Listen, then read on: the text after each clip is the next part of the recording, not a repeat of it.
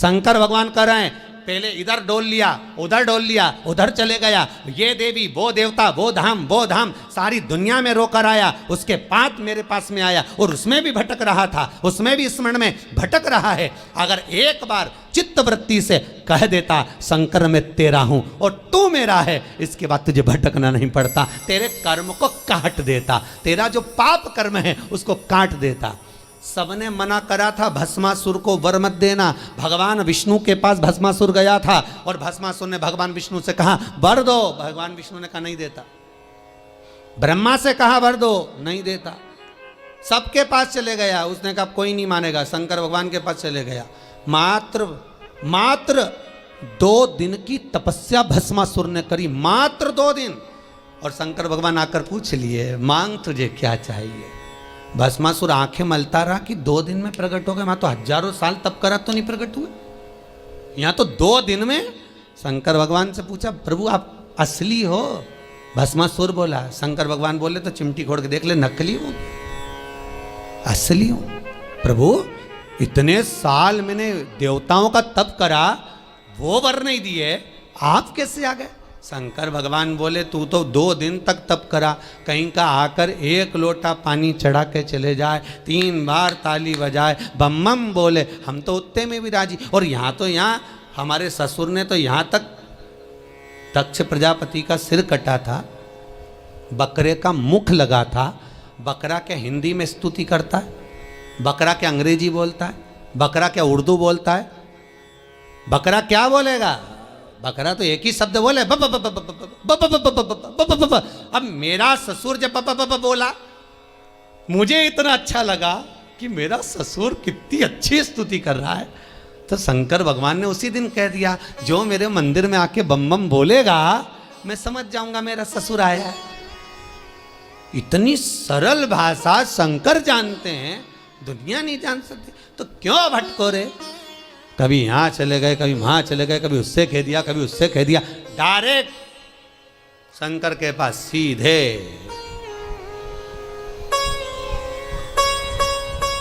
सीधे बोले। फिर लोग भले कहें क्या तू मिला जो तू फूलों नि समा, क्या मिल गया ऐसा जो तू फूलों नि समा रहा हो? एक ही मंत्र महान गुरु मेरो समरथ है, समरथ है गुरु अमरत है। मेरो एक ही मंत्र महान कि शिव मेरो समरथ। शंकर समरथ। कौन है जिसने यमराज को मारा? कौन है जिसने यमराज की पुत्री मृत्यु को मारा? केवल एक कालों का काल, महाकाल, दूसरा नहीं हो सकता। अकाल मृत्यु वो मरे। शिव पुराण कह रही है, बुजुर्ग कह रहा है कि हमारे इस पाप कर्म को काटते क्यों नहीं? भगवान कह रहे हैं काटने को तो मैं काट देता, मना नहीं है, पर मृत्यु लोक में अगर आए हो तो थोड़ा सा कर्म का भोग तो भोगना ही पड़ेगा। संपूर्ण जीवन सुखमय हो, खूब डनलफ के गद्दा हो, चकाचक भोजन हो, रोज 56 भोग खाओ, खूब अच्छे से रहो, तो भी दुख तो जीवन में थोड़ा ना थोड़ा तो घेरेगा ही, थोड़ा ना। पहला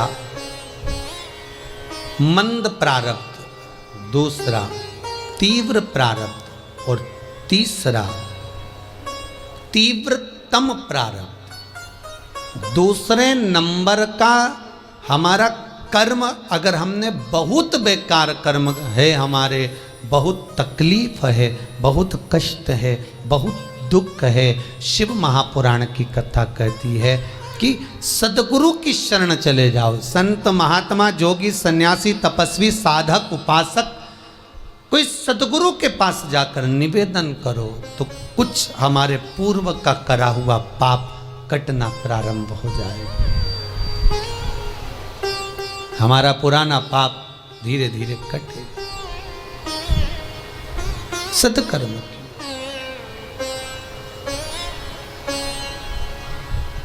फिर एक निवेदन करूंगा, जीवन में अगर बहुत तकलीफ है, बहुत कष्ट है, आपको पहले भी कहा फिर कहते हैं, 15 अक्टूबर को शिवरात्रि पड़ेगी।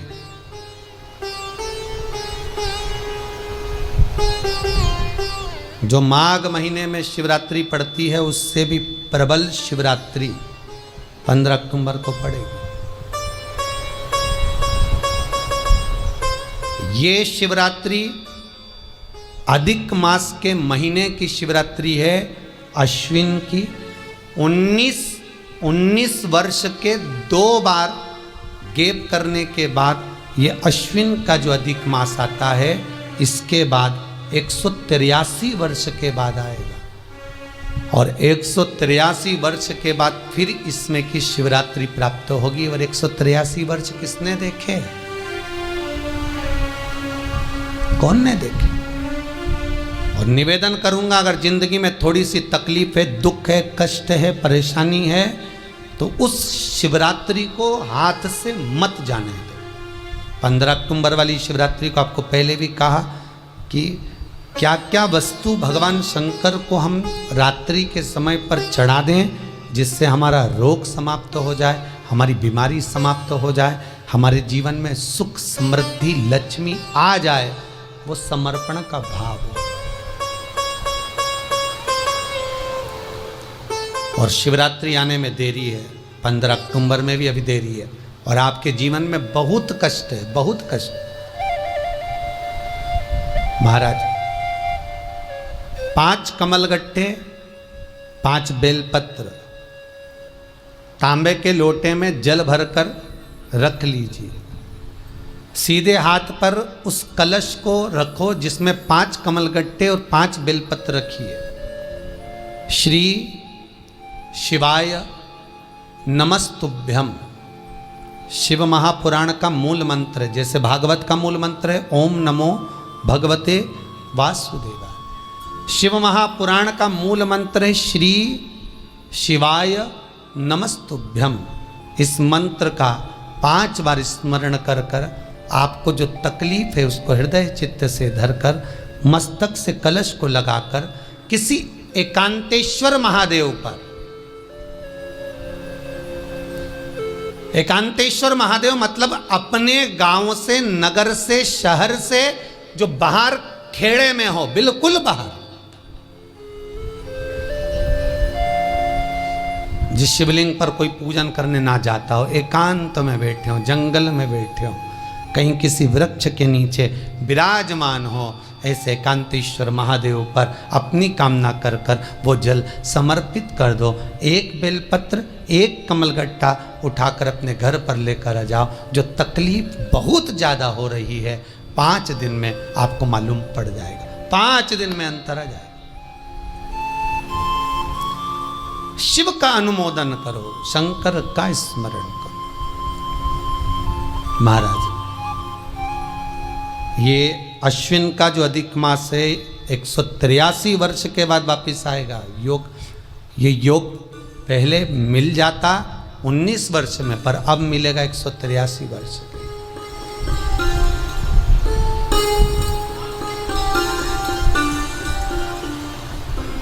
एक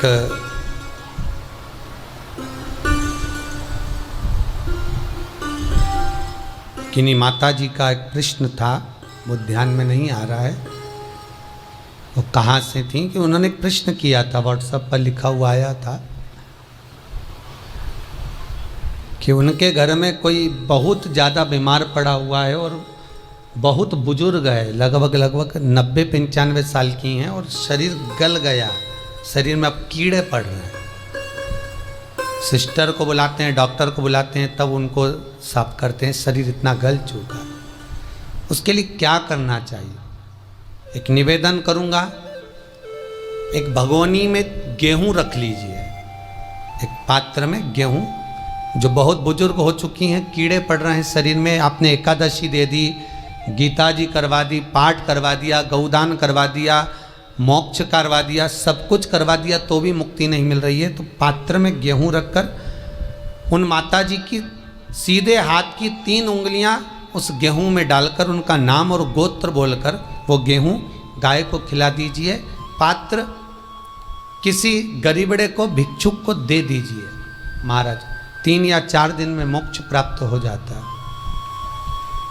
इतनी अगर भोग रही हैं तो कर सकते, इतना कष्ट अगर भोग रही हैं कि शरीर गल चुका है, कीड़े पड़ रहे हैं शरीर के अंदर और सारी खाल टपक टपक कर गिर रही है, तो उनकी मुक्ति हो, उनका मोक्ष हो।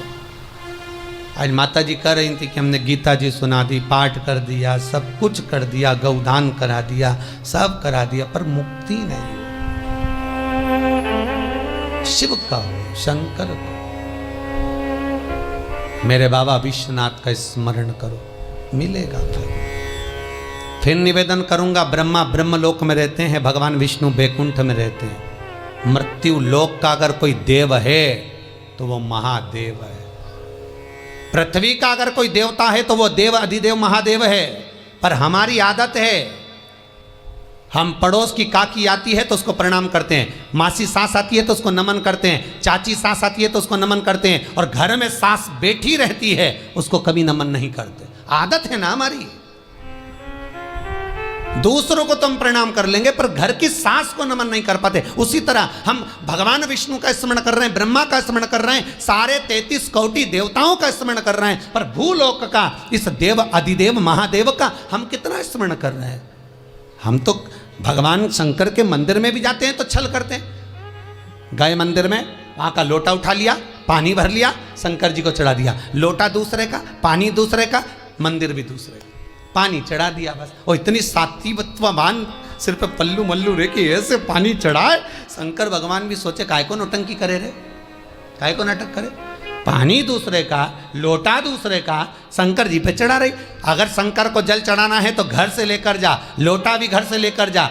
और अगर मंदिर का पानी लिया है, मंदिर का लोटा लिया है, तो 1 रुपये लोटे का किराया और 1 रुपये जो लाइट जली, पानी भरा जिस पुजारी ने, उसका 2 रुपया दान पेटी में डाल, तब जाकर तू शंकर को पानी चढ़ाएगी। तब शंकर उस जल को स्वीकार करता है। किसी की लगी लगाई थाली मिल जाए पूजन की और तुम सिर पे पल्लू लेके कुंकू चावल रोली बोली सब चढ़ा दो, और बेचारी वो बाद में आए तो देखे तो यहाँ सब साफ, तो क्या भगवान स्वीकार करेगा? भगवान ऐसा स्वीकार नहीं करे। फिर निवेदन है, बरसाती मेंढक मत बनो रे, अच्छे से सेवा करो, थोड़ी करो पर अच्छी करो। घर से पानी लेकर जाओ।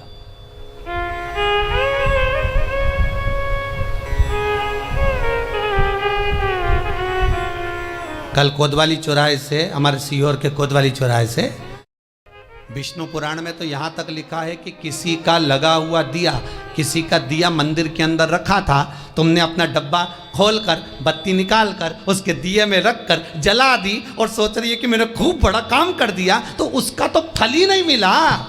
विष्णु पुराण कह रही है, खुद का दिया, खुद की बाती, खुद का दीप अगर जलाती तो फल मिलता।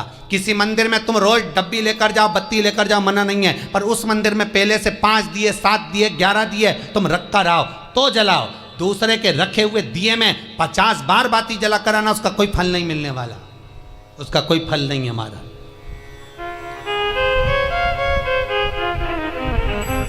खुद का जल लेकर जाओगे, खुद का लोटा लेकर जाओगे तो फल। यहाँ तो स्वयं भागवत कह रही है, राजा बलि के सामने वामन भगवान कहते हैं, राजन तेरे कमंडल को लेकर आ, उससे संकल्प छोड़, अगर मेरे जल का संकल्प छोड़ेगा तो उसका कोई फल नहीं मिलने वाला। राजा बलि अंदर गया, जाकर भी उसने कर्म बेकार कर दिया। राजा बलि ने क्या, कमंडल लाना था खुद का, उठा लाया शुक्राचार्य जी का, शुक्राचार्य जी का कमंडल उठाकर लाया, इसलिए शुक्राचार्य जी कमंडल के अंदर जाकर बैठ गए। एक आंख लगाकर देखते रहे, जल बाहर नहीं निकलने दिया शुक्राचार्य जी ने कि मेरे कमंडल का जल कैसे निकल जाए भला।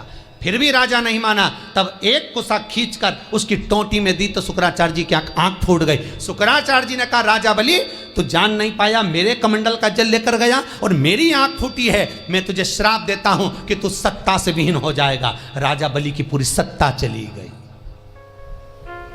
पूरी सत्ता मात्र कमंडल के जल के कारण चली गई। तो आप अगर दान करने जा रहे हो, आप कन्या दान करने जा रहे हो, आप गौ दान करने जा रहे हो, आप वस्त्र दान करने जा रहे हो, आप मालपुए का दान करने जा रहे हो, आप स्वर्ण दान करने जा रहे हो, तो जल चावल आपका होना चाहिए, संकल्प आपका होना चाहिए, दूसरे का नहीं। इस शिव को मनाने के लिए आडंबर की जरूरत नहीं है। शंकर को मनाने के लिए बहुत साधना करने की भी जरूरत नहीं है।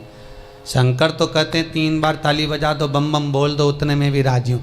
पानी नी भी चढ़ाए चलेगा, ताली नी भी बजाए चलेगा, बम बम नी भी बोला चलेगा। शंकर का शिव महापुराण की कथा कहती है, इतना भी ना बने तो मेरे मंदिर के सामने से निकल कर चले जा, उतने में भी कल्याण कर दूंगा। ये भी ना बने तो मेरे मंदिर का शिखर देख ले, शिखर दर्शनम सर्व पाप नाशनम। मात्र शिखर का दर्शन कर लेने पर भी मैं तेरे पाप छिन्न कर देता हूँ, समाप्त कर देता हूँ, तेरी जिंदगी खुशियों से भर दे।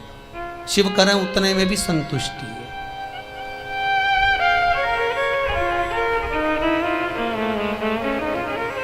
उतने में भी संतुष्टि।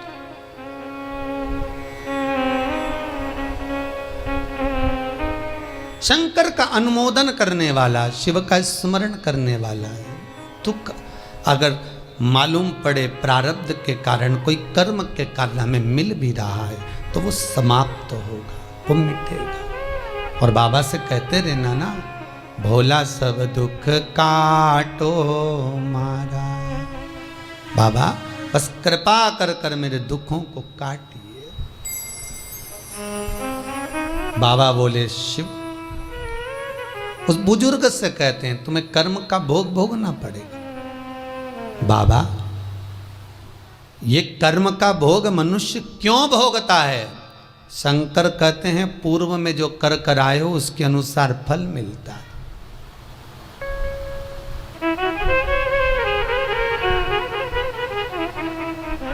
अभी 2 दिन पहले की कथा याद करो। कथा में कहा था खूब भगवान ने धन दे दिया, जिसके घर में 10-10 नौकर लगे और घर का मालिक इतना चड्डा पहनकर, टी शर्ट पहनकर कुत्ते को छी करा रहा है। कथा में कहा था कि नहीं कहा था? तो किसी ने प्रश्न किया था, गुरुदेव इनके घर में 10-10 नौकर लगे, इनके घर के बच्चों को तो नौकरानियां पाल रही, दासियां पाल रही, और सेठ जी अच्छा चड्डा पहन के, टी शर्ट पहन के कुत्ते को छी करा रहा। तो ये कहीं लिखा, अरे गरुड़ पुराण उठाकर देखो ना, ये भी कर्म का भोग है कि तेरे घर में 10 नौकर काम कर रहे हैं और कुत्ते को छी मॉर्निंग वॉक में तू करा रहा। तुमने भी देखा होगा रे, जितने लोग टीवी पे कथा सुन रहे हैं, सही बताओ ईमानदारी से, अपनी अपनी स्वीकृति भेजना हो व्हाट्सएप पे जरूर। देखा होगा कि नहीं देखो, सुबह सुबह लोग कुत्ता इतनी शान से घुमाए, कुत्ता इनंग जाए तो वो इनंग, कुत्ता उधर जाए तो वो उधर। हमें ये समझ में नहीं आया कि ये कुत्ते को घुमा रहा है कि कुत्ता इसे घुमा रहा है। तो इधर जाए उधर, उधर जाए उधर, उधर जाए, कहाँ कर। इसलिए निवेदन मत बुरे कर्म कर बंदे, वरना पछताएगा। भगवान की आंखों से तू बच नहीं पाएगा, तू बच नहीं पाएगा। कर्म का भोग भोगना पड़सी पड़ेगा, चाहे रो के भोगो चाहे हंस के भोगो। इसलिए निवेदन है, खूब बढ़िया चकाचक खाओ पियो मौज करो, जिंदगी अलमस्त जियो। कितनी भी जिंदगी में दुख आए रोना नहीं, सुखी रहना, मुस्कुराते रहो, क्योंकि आखिरी में जो फोटो टंगेगा वो तो मुस्कुराने वाला ही टंगेगा। तुम भले जिंदगी रो के निकालो, फोटो में तो तुम स्माइल देते ही मिलोगे, माला टंगी रहेगी, मुस्कुराते।